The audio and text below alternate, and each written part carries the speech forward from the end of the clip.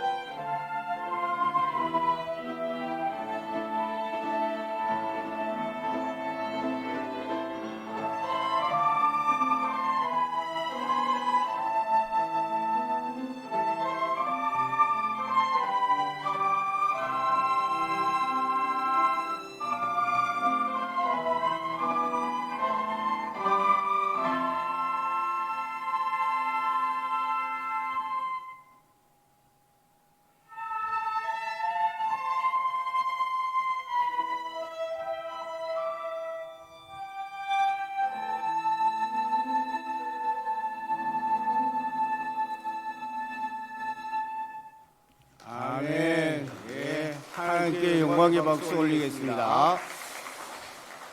감사합니다. 자, 앞으로 옆으로 뒤로 보시면서 인사하시겠습니다. 당신과 함께 한 구역이 되어서 행복합니다.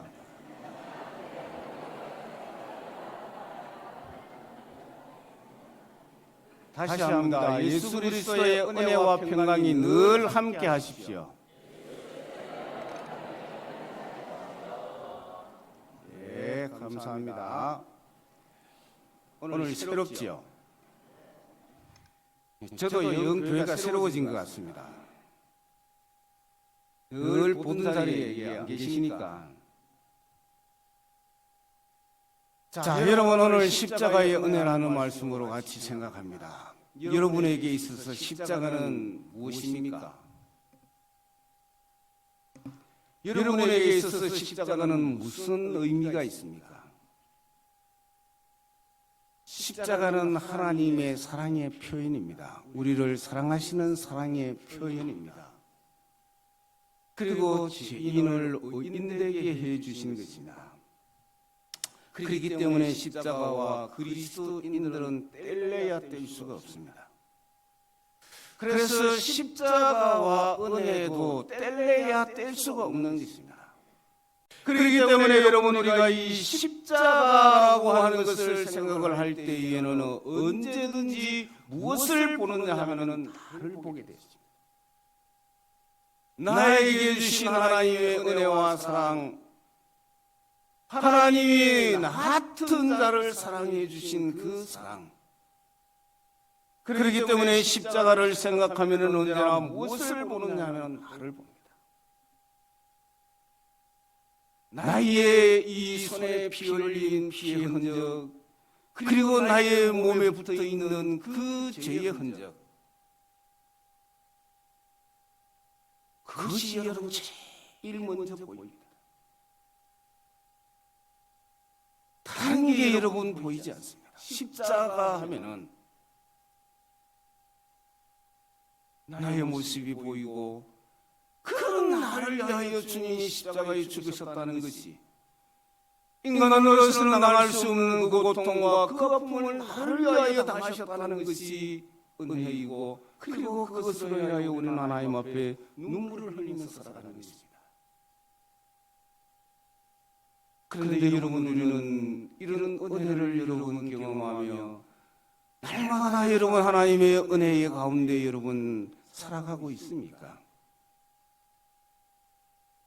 하나님이 우리에게 주신 것들은 그 은혜를 누리며 살아갈 수 있도록 하나님께서 우리에게 십자가의 은혜를 주셨는데, 그러면 우리가 그 십자가의 은혜를 날마다 누리려고 하면 여러분, 우리가 어떻게 해야 될까요? 십자가의 은혜가 우리의 마음속에 임하게 하려고 하면 여러분, 우리가 어떻게 해야 될까요? 예수님께서 제자들과 함께 예루살렘에 갔습니다. 그러면서 예수님이 그들과 대화합니다. 그들에게 말씀을 합니다. 그들에게 사건이 일어납니다. 그런데 제자들에게서 십자가의 은혜를 볼 수가 없습니다.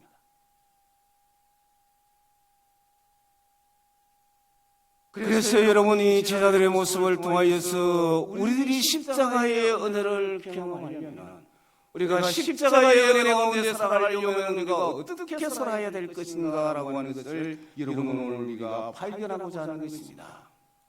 첫 번째는 십자가의 은혜를 방해하는 것들이 있습니다. 오늘 읽은 말씀을 보십시오. 예수님께서 분명히 제자들에게 말씀을 합니다. 자신이 예루살렘에 올라가면 고난받을 것이다 라고 그렇게 이야기하십니다. 여러분, 이것이 첫 번째가 아닙니다. 여러분, 이것이 세 번째입니다. 첫 번째 이야기해도 몰랐고, 두 번째 이야기해도 몰랐고, 세 번째 이야기하시는데 여러분, 그런데 충격적인 것은 제자들이 전혀 관심이 없다는 것입니다. 전혀 예수님께서 십자가의 고난에 대하여서 이야기하는데 이해를 못하고 있다는 것입니다. 여러분, 우리 속담에 소기의 경일기라고 하는 그런 속담이 있습니다. 소에게 아무리 글을 읽어서 와야 소가 못 알아듣는다. 제자들의 상황이 여러분 이렇습니다. 예수님께서 진리를 이야기하고 예수님께서 자신의 아문에 대해서 이야기함에도 불구하고 그들은 예수님께서 무엇을 이야기하는지 몰랐습니다. 여러분, 왜 제자들이 여러분 이러하였을까요? 예수님을 모릅니까? 예수님의 기적을 모릅니까? 예수님의 이적을 모릅니까? 그런데 왜 여러분 예수님께서 고난에 대하여 이야기할 때에 여러분 이들이 전혀 관심을 가지지 못하고 이해를 못하는 것입니까? 그들의 마음속에 선점당한 것이 있기 때문입니다. 예수님이 말씀하시기 이전에 그들의 마음속에 먼저 선점당한 것이 있기 때문에 그 선점당한 것으로 인하여서 예수님께서 들려주시는 이 말씀이 아무리 진리의 말씀을 이야기해도 이들의 마음속에 이들의 귀에는 들리지 않는 것입니다. 우리나라 속담에 여러분 많은 속담이 있습니다. 이런 속담이 있습니다. 자다가 봉창 두드린다는, 자다가 남의 다리 끊는다는, 귀신 신하라 까먹는 소리 하지 마라. 예수님의 소리가 그 소리예요. 제자들에게는 그 소리예요. 이건 무슨 신하라 까먹는 소리냐.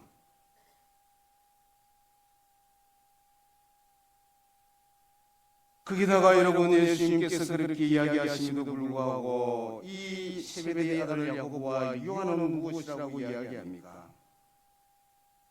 우리가 구하는 말을 예수님 들어달라고 이야기합니다. 너희들이 구하는 것이 무엇이냐라고 묻습니다. 그러니까 그들이 무엇이라고 이야기합니까? 예수님이 이 나라의 임금이 되면 나는 좌편에, 나는 우편에, 하나는 좌편에, 하나는 우편에 앉게 해달라고 그렇게 이야기합니다. 여러분이 짧은 구절이지만 참으로 중요합니다. 이 구절 안에 제자들이 예수님의 말씀을 이해하지 못한 이유가 무엇인가라고 하는 것을 여러분 기록해 두고 있기 때문입니다. 그들의 마음을 선정한 것이 여러분 무엇입니까? 그들의 마음속에 자리잡은 것이 무엇입니까? 세속적인 마음입니다. 여러분 오늘 본문이 우리들에게 가르쳐 주려고 하는 것이 바로 이것입니다.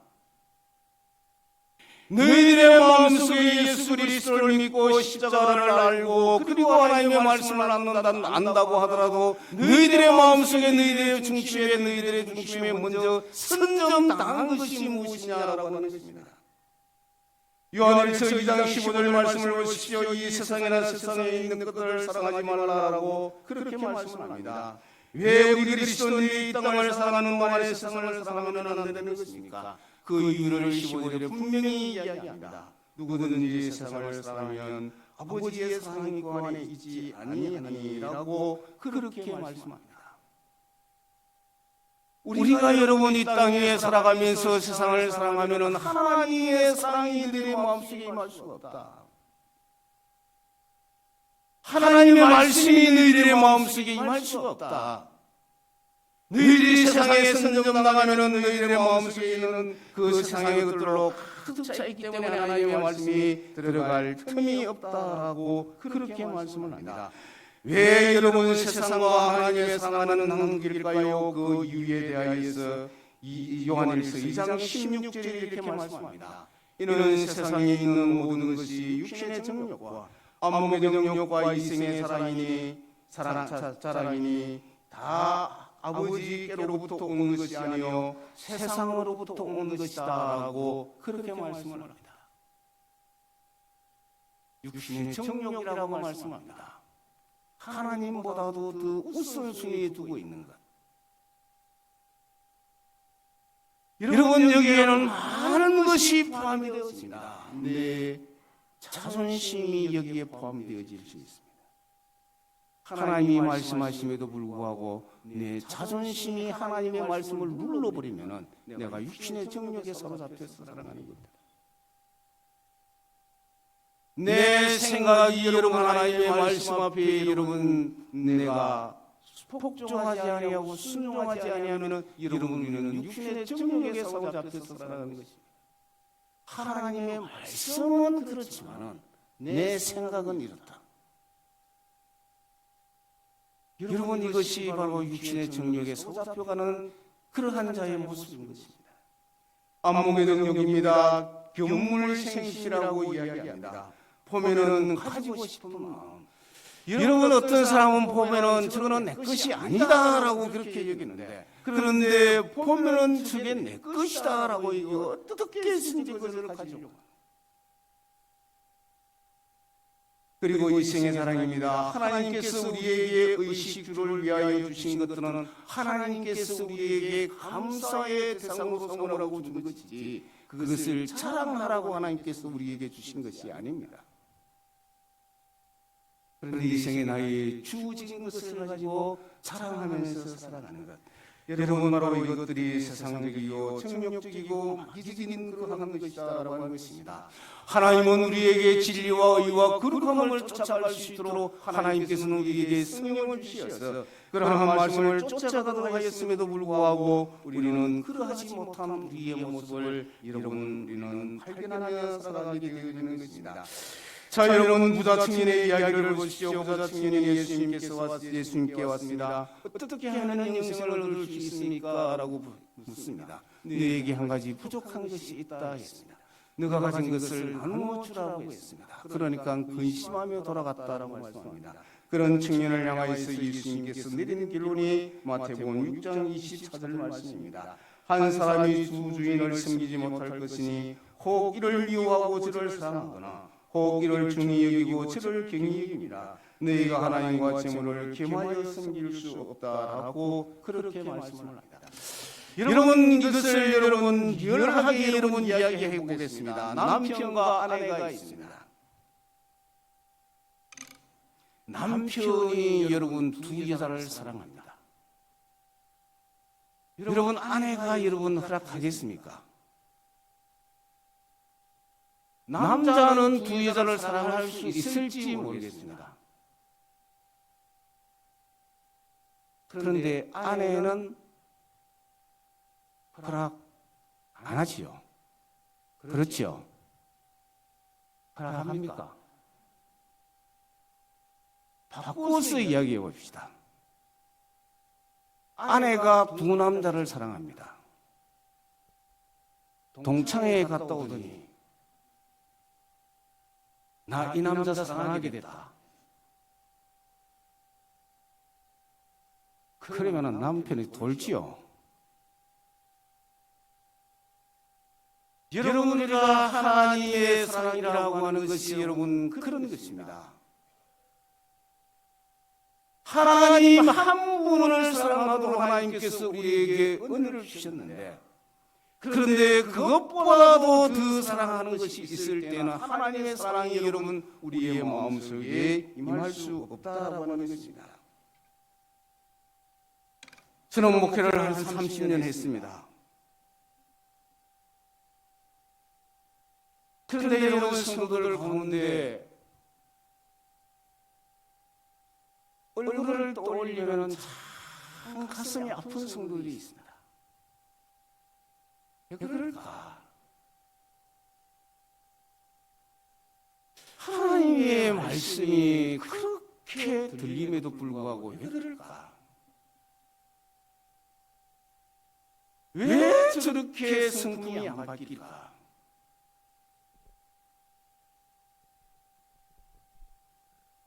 여러분 우리의 마음속에 하나님의 사랑이 내 마음을 선점하게 되어지게 되면 내가 나를 이끌어가는 것이 아니고 성령이 나를 이끌어가게 내버려둡니다. 성령이 이끌어가는 거기에는 사랑과 화평과 희락과 의가 있습니다. 바로 여러분 우리의 마음속에 무엇이 머물러 있는지를 여러분 한번 점검해 보시기를 바랍니다. 하나님과 재물을 겸하여 섬길 수 없다라고 그렇게 말씀을 하십니다. 자, 여러분 두 번째는 십자가의 은혜를 경험하는 마음은 그럼 어떤 마음이냐? 오늘 교리 42절과 44절 말씀을 여러분 보시죠.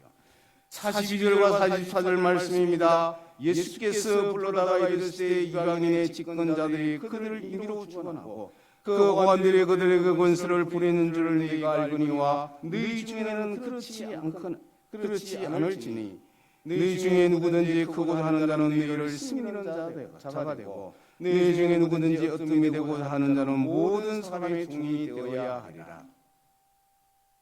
하나님의 은혜를 경험하는 마음은 여러분 어떤 마음이라고 말씀을 합니까?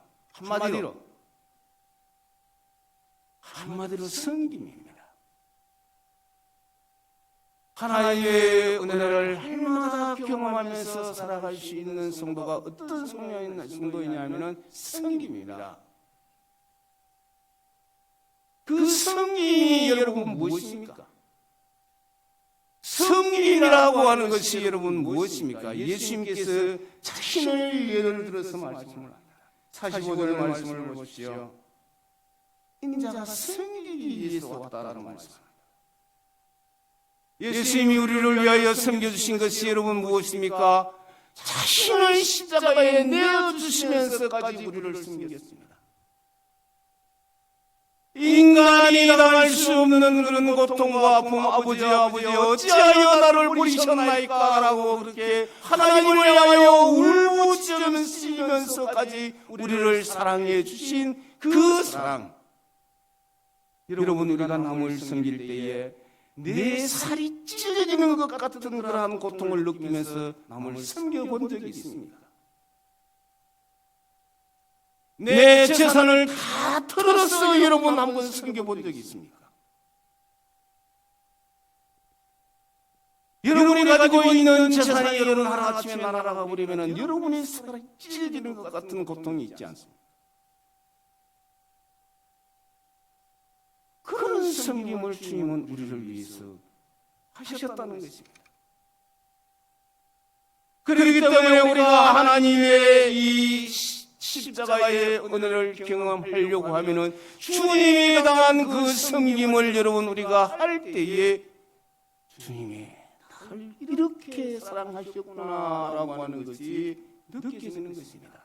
나를 희생하지 아니하고 나를 죽이지 아니하고 그렇게 사랑하니까 하나님의 사랑이 여러분 느껴지지가 않는 거예요.